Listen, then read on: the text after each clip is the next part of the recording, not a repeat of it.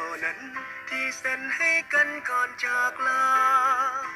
มีแต่หอยยิ้มหูเก่าที่เคยถ่ายกันมาจำได้บอกว่าในภาพนั้นมีไผแดงวันเวลาผ่านเลยแต่ยังบ่เคยจะลืมเลือนเปรียบเหมือนทุกอย่างได้เกิดขึ้นในมือวาง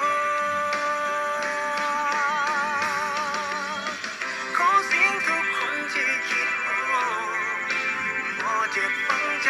อยู่ใส่ผู้ใดที่คิดแฟนเก่าตอนนั้นหรือยังได้ใส่ชีวิตร่วมกันยินดีนับเป็น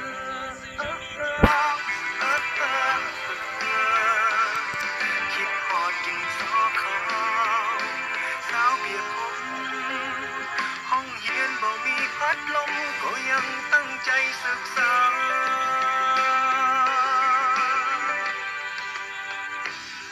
ทั้งคืนและวันจะหมุนไป5 ปี10 ปี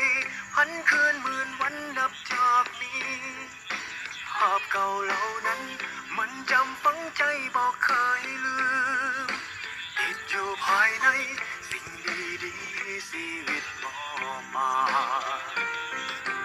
มิตรภาพเหล่านั้นมันยังจำบ่ลืมเลือนเปรียบเหมือนทุกอย่างได้เกิดขึ้นในมือวาง